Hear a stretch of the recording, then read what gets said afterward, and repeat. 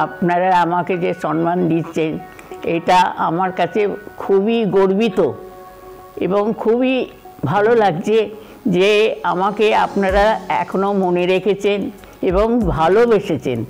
বিহারে পাটনার কাছে দানাপুরে জন্ম। বাবা চলে যান খুব ছোটবেলায়।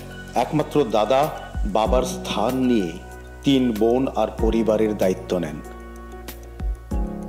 পড়াশোনার গণ্ডি না পেরোতেই মাত্র 15 বছর বয়সে জবলপুরে বিবাহ স্থির হয়ে গেল 20 বছরের বিশিষ্ট সাংবাদিক ও লেখক স্বর্গীয় তরুণ কুমার ভাদুড়ির সঙ্গে। তিনি তখন নাগপুর টাইমসের চিফ রিপোর্টার। কিন্তু বছর কয়েক যেতে না যেতেই তরুণবাবুকে চলে আসতে হলো নাগপুরে। কিছুদিন পরে আবার স্থান পরিবর্তন, এবার গন্তব্য ভোপাল। 58-এ বোধহয় আমাদের এটা মধ্যপ্রদেশটা 58-এ বোধহয় হয়েছে। কালীবাড়ি তো তখন কিছু ছিল না, কিছুই ছিল না, কালীবাড়ি বলে ছিল না। একটা বেঙ্গলি অ্যাসোসিয়েশন ছিল, আমাদের একজন ঘোষাল বলেছিল, তার বাড়িতে বেঙ্গলি অ্যাসোসিয়েশনই হতো।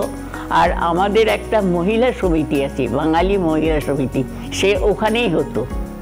তা আমরা অনেককে দেখেছি আমাদের মহিলা সমিতি থেকে, যে সে অরুন্ধতী মুখার্জি, আরও 2-3 জন লেখক হচ্ছে, নাম আমি ভুলে গেছি, একটু ভুলে যাই সেই জন্য ভুলে যাই। তারপরে নাগপুরে ছিলাম, নাগপুরে জবলপুরে ভোপালে আমরা ড্রামা টামা করতাম, সমস্ত কিছু করতাম। তখন আগে ছিল ছেলেরাই মেয়ে সাজতো, তা আমরা আসাতে আমার হাজব্যান্ড বললেন যে না, মেয়েরা মেয়ে সাজবে, ছেলেরা সাজবে। তখন আমরা ড্রামা করি এবং শশাঙ্ক মুখার্জি ছিলেন, উনিও ছিলেন আমাদের সাথে।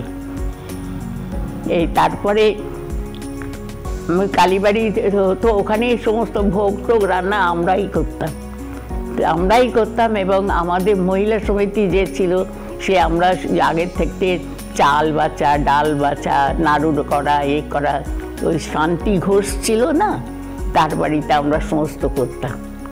আর ওইটা পুজোর বাড়িটা, কালী বাড়িটা আমরা ভাবতে পারতাম না যে অন্য কারো, মনে হতো যে আমাদের নিজেদেরই। আর এত মানে সকলেই এত মেলামেশা, এত ছিল যে ভাবতে পারি না যে ভোপালে। তারপরে ভোপাল থেকে আর কোথাও যেতে আমাদের ইচ্ছে হতো না। আমার কিছুদিন 5 বছর লখনৌতে ট্রান্সফার হয়ে গিয়েছিলেন আমার স্বামী, স্টেটসম্যানে ছিলেন, তো ছিলাম, কিন্তু মনে হতো কবে ভোপাল যাবো। তরুণবাবু যোগ দিলেন স্টেটসম্যান পত্রিকায়। আমার বড় মেয়ে বলে, মা তুমি বম্বেতে এসে তোমার এখানে কোনো অসুবিধা? আমি দেখো, বম্বেতে যাব ঠিক আছে, কিন্তু আমার ভোপালের যে একটা সকলকার মধ্যে যে ভালোবাসাটা পেয়েছি সেটা আমি ভুলতে পারবো না। বড় মেয়ে জয়া ভাদুড়ির জন্ম জবলপুরে, রীতা এবং নীতা অন্য 2 মেয়ের জন্ম নাগপুরে। ইন্দিরা ভাদুড়ির ভ্রমণ পিপাসু মন আজও ঘুরে বেড়ায় নিজের কল্পনার জগতে। পুজো তো, দুর্গা পুজো তো আমরা এত আনন্দ করতাম, আমরা স্টল লাগাতাম নিজেরাই। ডাক্তার বোস ছিলেন, উনি খুব আমাদের সাহায্য করেছেন, আমাদের মহিলা সমিতিকে খুব সাহায্য করেছেন। আমরা স্টল লাগাতাম। তখন দেববাবু বলতেন, না বৌদি কিচ্ছু করতে হবে না, আপনারা স্টল লাগান। মানে এই জিনিসগুলো পেয়েছি না, এইগুলো ভোলা যায় না। বিশিষ্ট রাজনৈতিক ব্যক্তিত্ব স্বর্গীয় অর্জুন সিংহের সহায়তায় কালীবাড়ির জন্য জমির ব্যবস্থা করলেন তরুণবাবু। কালীবাড়িটা আমাদের সত্যি কথা বলতে যে গেছে সলিল চ্যাটার্জির জন্য, এইটা যেন এরকমই থাকে। আজকে যদি আপনি 30 বছরের এক তরতাজা মহিলা হতেন তাহলে কি করতেন? প্রশ্নটা শুনেই চোখ মুখ আনন্দে ভরে উঠল তাঁর। সোজা জবাব দিলেন, ভোগ রাঁধবো। বড় বড় সকলদের জন্য ভোগ রান্না করতাম, ঠাকুরকে হতো, দেওয়া হতো, সব কিছু করতাম আমরা। তার আশীর্বাদ সব সময় কালীবাড়ির জন্য রয়েছে।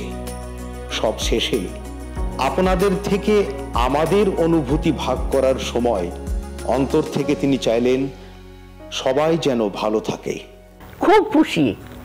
এরকম একটা মানে আমাদের কালীবাড়ি যেন, অন্য সব জায়গায় আজকাল অনেক হয়েছে কালীবাড়ি হয়েছে, কিন্তু এইটাতে আমরা ভুলতে পারি না। আর এরকম ভালোভাবে মন্দির তৈরি আরও করছেন, এটাও একটা কতখানি মানে আমার নিজের খুব গর্ব হয় যে ভোপালে আমাদের কালীবাড়ি, আমি বলে আমার কালীবাড়ি বলি।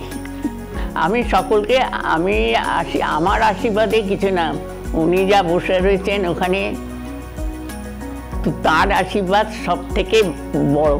টিটিনগর বেঙ্গলি অ্যাসোসিয়েশন আপনি ও আপনার পরিবারের অবদান চিরদিন মনে রাখবে। আমি তো সামান্য কিছু, তবে হ্যাঁ সকলকে আমি আশীর্বাদ করি এবং এইরকমভাবে যেন আমাদের কাজ চলে যায় কালীবাড়ি। আমি আপনাদের বলছি না, আমাদের বলছি, আমাদের। ভালো থাকুন, সুস্থ আর আনন্দে থাকুন।